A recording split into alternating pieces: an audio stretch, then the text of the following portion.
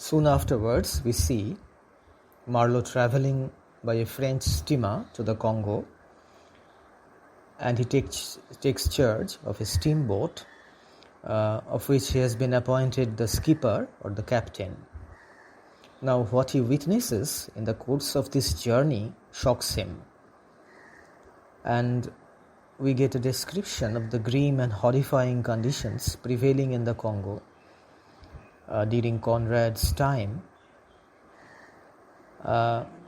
Marlowe, however, speaks of the unreality of what he sees. He gets the feeling that there is something unreal about what he is seeing in the course of his voyage. The sights which he sees throws his sense of reality into confusion, and that is why perhaps he says that what he sees seems unreal to him. And he arrives at the central station of the trading company. Ultimately, the struggle between Marlowe's sense of reality and overpowering impression of unreality continues throughout the book. Indeed, the clash between an awareness of reality and the pressing sense of unreality constitutes one of the themes of this novel.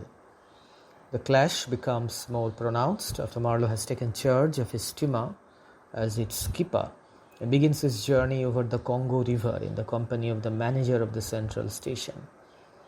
The lines quoted above produce a feeling of anarchy and futility in the minds of the readers.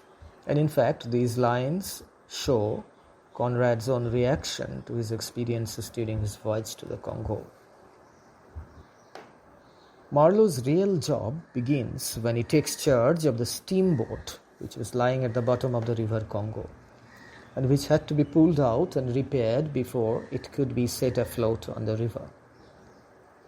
It is by this steamboat that Marlowe, accompanied by the manager of the central station, sails towards the inner station of which Mr. Kurtz is in charge. Many things happen in the course of this voyage over the river Congo.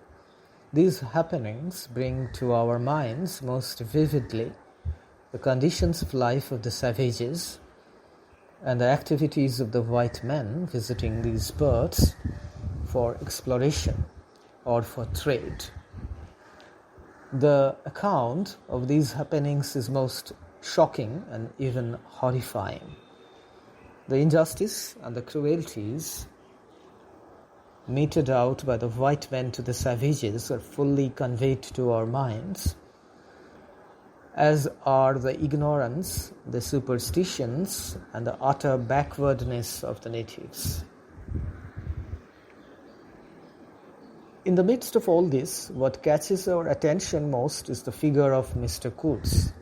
Mr. Kurtz soon becomes a formidable person in our eyes.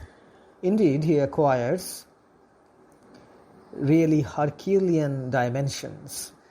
He is a white man who has been able to acquire a great hold upon the native savages. Indeed, the savages have begun to treat him as a god, and even we begin to admire this man for his success in subjugating the natives and ruling over them with an iron hand. The natives are not just afraid of him, they also adore, worship, and love him. This man has begun to identify himself with the natives, though he has not allowed his own identity to be obliterated. He retains his greed as a trader. He harbors a passion for collecting and exporting ivory. He carries out his functions as the manager of the inner station most efficiently. He continues to love the woman whom he had promised to marry, and on top of all that, he has become the sovereign and lord of this whole region, where the natives bow to him and where he presides over their midnight dances, which end with, within quotes, unspeakable rites. This man now represents a strange blending of the white man's civilization and the native savages' primitive beliefs, customs, and rites. Thus, in Marlowe's view, this man, who thinks himself to be a master of everything around him, would ultimately be claimed by the powers of darkness. Thus, what Marlowe wants to say is that Mr. Coates would ultimately be devoured by the values of his own Western culture. Now, this phrase, powers of darkness, may also be a reference to the primitive instincts which have been awakened and stirred in Mr. Coates and which have begun even to dominate him. When Marlowe's steamship arrives at the inner station, we find that Mr. Coates is seriously ill. Mr. Coates is brought aboard Marlowe's steamship, and although the native savages protest against his being removed from this place, the steamship sails away with Mr. Coates lying seriously ill in one of its cabins.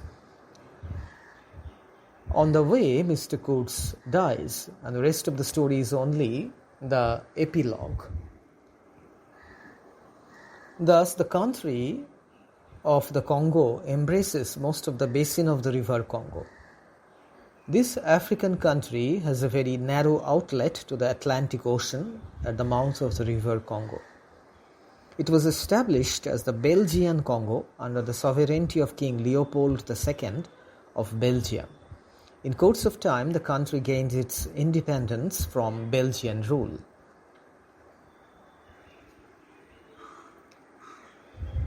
The river Congo is the second in length and the largest in volume of the many African rivers. It brings more water into the Atlantic than the other African rivers put together. It follows a tortuous course and passes through a series of rapids.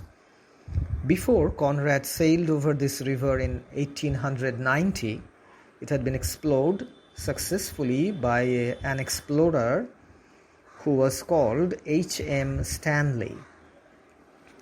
The river Congo is actually 3,000 miles in length, and it is really a fascinating journey that Conrad had made on this river, which is of course beautifully expressed or described in this novel.